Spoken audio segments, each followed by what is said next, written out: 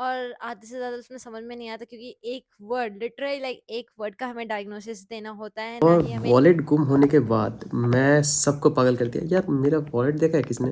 मेरा वॉलेट। आज हमने जीरियाट्रिक की क्लास में 2 पेशेंट्स देखे। वो जीरियाट्रिक्स इज़ में मोस्टली जो पेशेंट्स होते हैं वो मोर देन 65 ईयर अबव के होते हैं।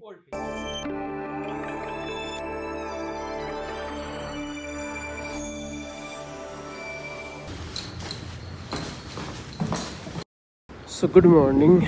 आज चलते हैं जिम सुबह सुबह। 7:12 अभी टाइम हो रहा है और अभी 7:12 नहीं 7:14 टाइम हो रहा है। तो अभी जिम करके आएंगे 1 घंटा, उसके बाद रेडी वेडी होके आज क्लास भी जाना है। आज जो है वो लुधियाना में क्लास लगेगी। सो यहाँ से बहुत दूर है, वो दूर क्या, एक स्टेशन बाई मेट्रो, उसके बाद जाना होता है बस से।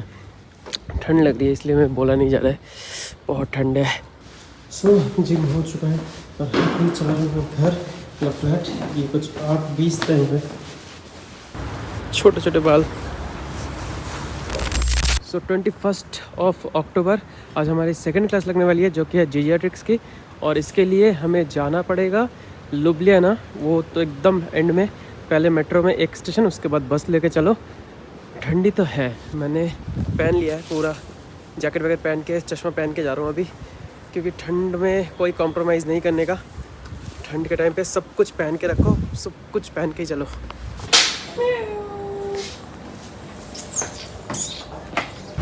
अभी कुछ 3 बजने वाला है, हम लोग 10 बजे निकले हुए थे, अभी तक बाहर ही थे क्योंकि ये देखो सामान लाना पड़ा। बहुत ज़्यादा सामान हो गया था, तो वो सारा सामान बाबे दी हट्टी से लेके आ रहे हैं। और अभी हम जाएंगे फ्लैट में। तो हमारा फ्लैट पता है कहाँ पे है, मैं आपको दिखा देता हूँ। जो अगर पहली बार आ रहे, ये तो 308 नंबर बस जाने दो।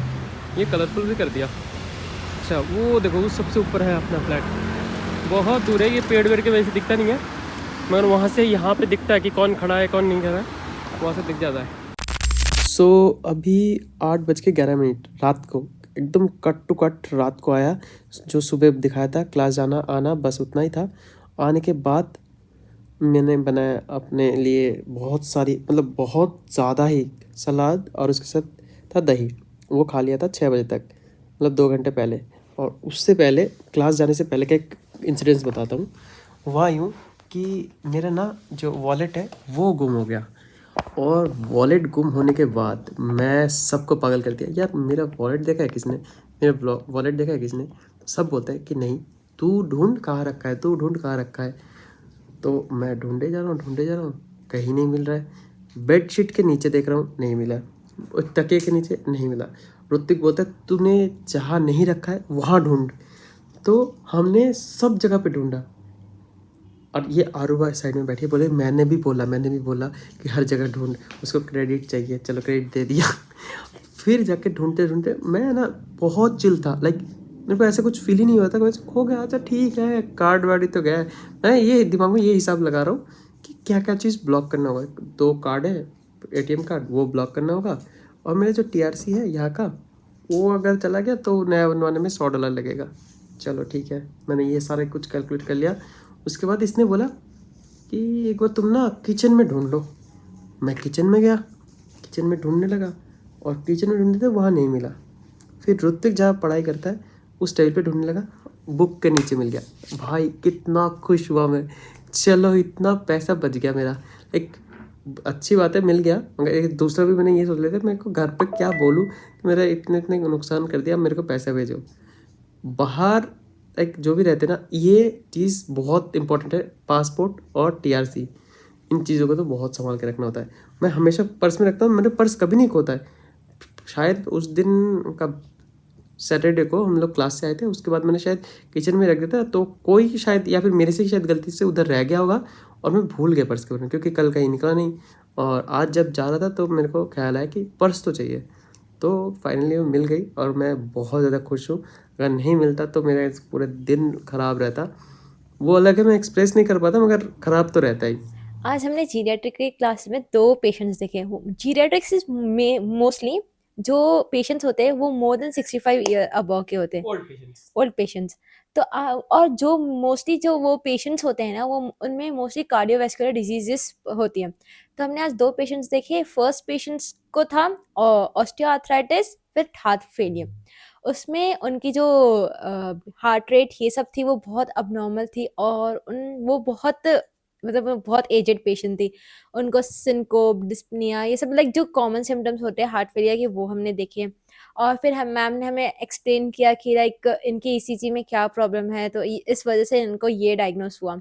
वही सेकेंड वाले पेशेंट को हम लोग ने देखा कि उनका लेकिन हिप फ्रैक्चर हुआ था, क्योंकि वो गिर गई थी, क्योंकि उनका गेट इम्बैलेंस था, जो कि हुआ है इसके मायोकार्डियल इन्फार्क्शन की वजह से। गेट इम्बैलेंस क्या होता है? गेट इम्बैलेंस मतलब जो पर्सन होते हैं वो बराबर बैलेंस से चल नहीं पाते हैं। ठीक है, उनके कभी लेफ्ट कभी राइट और उनका बैलेंस नहीं बन पाता है। हाँ, और वो जब भी टर्न होते हैं या पीछे मुड़ते हैं, कभी खुद को स्ट्रेस करते हैं, तो वो गिर जाते हैं। तो इसको बोलते हैं जैसे कि हम फॉल।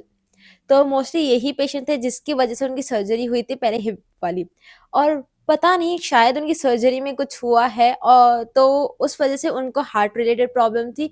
और हार्ट रिलेटेड प्रॉब्लम्स की और भी उनको कैटरेक्ट था, जो कि था उनको दोनों आईज में, पर एक आय का उनका डायग्नोस हो चुका था, एक आय का बाकी था। तो यही हमने 2 पेशेंट्स के बारे में मैम ने हमें बताया, उनकी ईसीजी बताया, उनकी डायग्नोसिस बताई, कौन-कौन से मेडिकेशन यूज़ करते हैं। मोस्टली एजेड पेशेंट्स में हम लोग ज़्यादा मेडिकेशन यूज़ करते हैं, लेकिन बहुत कम डोज़ में।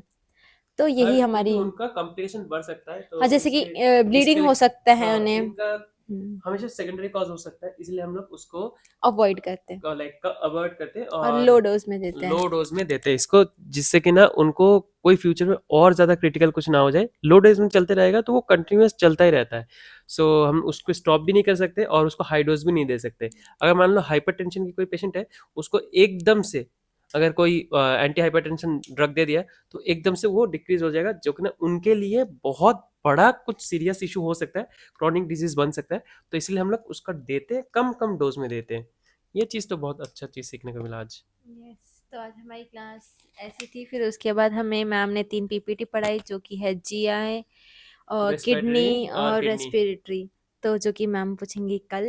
और हमें जाना है कल क्लास 11 बजे। और उसके बाद हमारी वैसे भी 1 हफ्ते की क्लास है, पता नहीं मैम कैसे पूछेगी। और जो मैम केस करवाती है वो भी आधे से अरे ज़्यादा, हाँ, तो बहुत ज्यादा टाइम लेते हैं। हाँ, एक एक क्वेश्चन कुछ 20-25 पेज का होता है। और आधे से ज़्यादा उसमें समझ में नहीं आता, क्योंकि एक वर्ड, लिटरली लाइक एक वर्ड का हमें डायग्नोसिस देना होता है, ना ही हमें कुछ हम 2-3 नहीं बता सकते। जो है तुमको लाइक एक्यूरेट आंसर देना है सब। थैंक यू सो मच यहाँ तक देखने के लिए। और मैगी और पास्ता बनाए ये लोगों ने और मेरे को भी खिलाया, बहुत टेस्टी था। थैंक मिलता हूँ नेक्स्ट ब्लॉग में, तब तक के लिए बाय बाय, जय हिंद।